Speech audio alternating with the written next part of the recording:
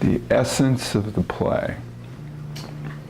I think any good play will ask an audience questions.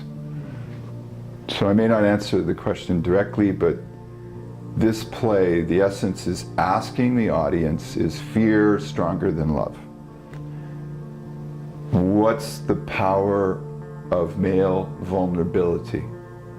There's a power in male vulnerability that men don't tend to access as much as they could. And it asks, from a narrative perspective, one of the characters dies homeless on the street. And he was my best friend in real life. He was a star of the school, he had everything, and ended up on the street. He froze to death in a back alley in Montreal. So I guess it asks the question, does a homeless person shame us all? And I've been asking myself that question for many years.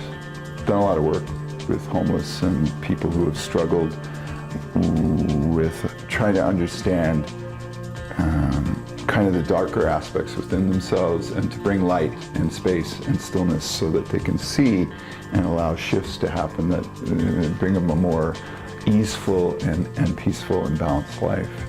I love the solo form because it allows me to dip into many different dimensions within different, let's just say, amplifications of myself and create characters from that. I think the narrator anchors the form really well.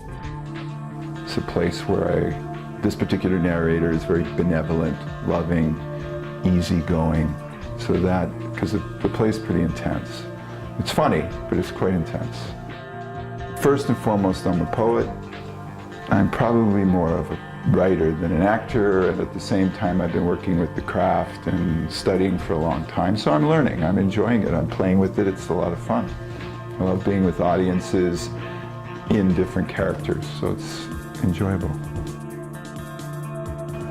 I think in its highest form, the artist takes what is in the ethers or the unmanifest spirit, I hesitate to use the word spiritual, but unmanifested realm, and brings it into concrete, mundane form. We take energy, bring it into form, and we're always about waking people up, always to a greater sense of their potential. Most people don't even come close to reaching their potential. They're too frightened. And we learn this as little children by the time we're 5 years old. This play is a lot about children and how kids have to navigate violence and abuse, and there's lots of sweet love in it too, so it has both. But I think the role of the artist is to wake people up. Hold a mirror, other people have said it, hold a mirror to society. As an actor, I would say the most I've benefited from is the Michael Chekhov technique. Michael Chekhov was Anton Chekhov's nephew and arguably one of Russia's greatest actors. And he has particular approaches that I've practiced with my coach, Lisa Dalton, who's also the director of the show. And they resonate with me. And I've also learned some things from David Mamet's practical aesthetics that are useful, and lots of teachers. I mean, but actors have to find their own way.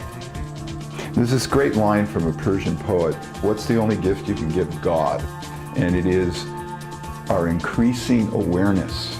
That's what this play's about. If I could have one thing, it would be for people to love themselves. Most people don't love themselves. So if I could do anything to help people to treat themselves with just, 20% more kindness, then my time here on earth would have been useful.